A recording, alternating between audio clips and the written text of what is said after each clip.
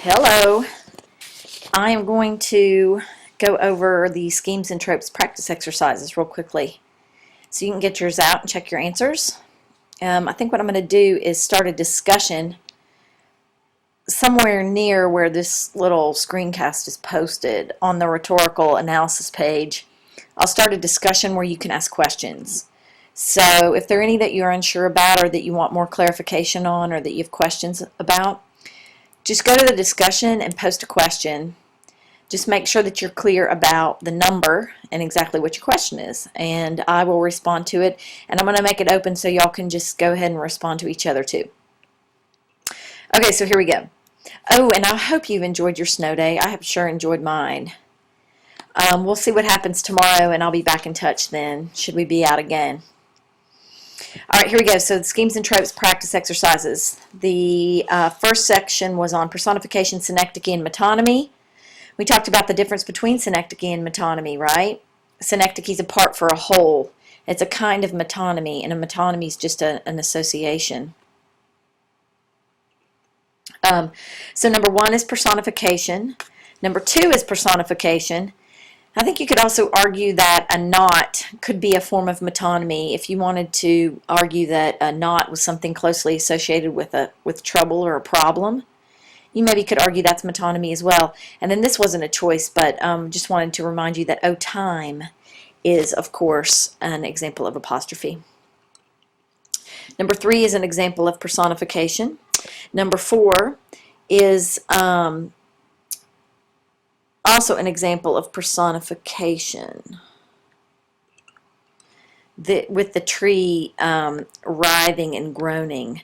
The tree being diseased is not necessarily personification, right? Because plants can have diseases, but I think what makes it what personifies it is the writhing and the groaning. Number five is an example of it is an example of personification, but I want you to also see that this could be seen as synecdoche as well.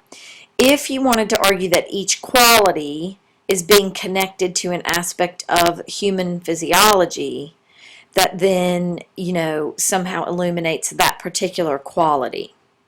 Mercy is connected to the heart, pity to the face, love to a divine form, and peace to, the human dress. So if you you call that personification, yes, of course. More specifically, I think you could call that a form of synecdoche.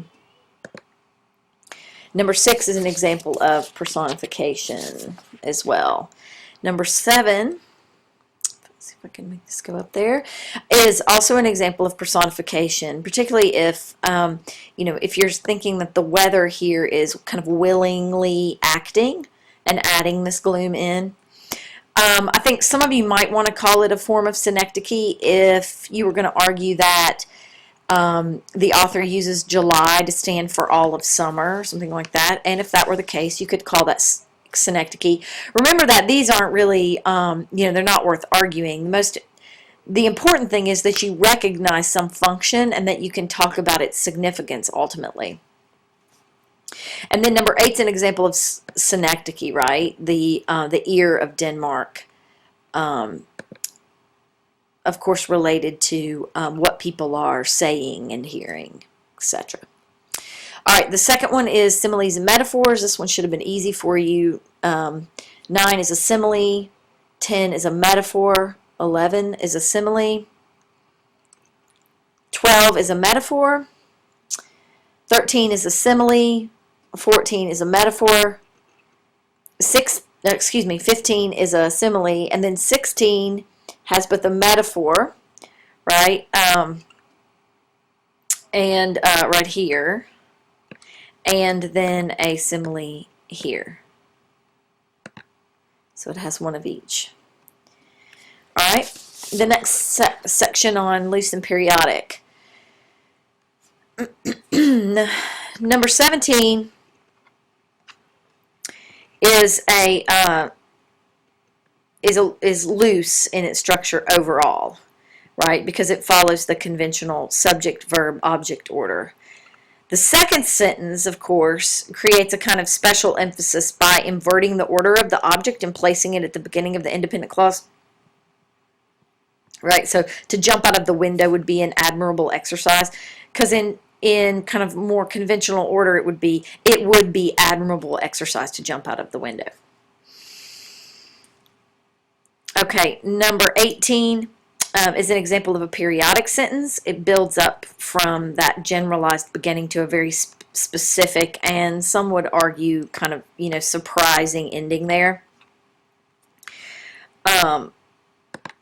That's a very famous, that's the very first line of Pride and Prejudice, and a very famous first line at that. Okay, number 19 then is an example of a loose syntax. So that beginning, that independent clause, Paul found the schoolroom more than ever repulsive. It's supported by a list then of specific examples following that. You could stop earlier, right, and make the same point, but the details just give us more specific information. That is loose. And then number 20 is an example of a periodic sentence. This one's kind of tricky, but the first clause really is just establishing background, right, for the situation. So we know that she's afflicted with heart trouble. The main clause builds up to the revelation of why that is in fact crucial. And that is because her husband has died. So while that really is more like a kind of split construction, we would call that more periodic than loose. It waits to give us important information, right, until the very end of the sentence. All right, let's look at the second section here. See if we can talk about these a little bit. All right, so very quickly, number 21, you've got lots going on in all of these, but basically this uses subordination, right, with that opening clause, which is a subordinate clause.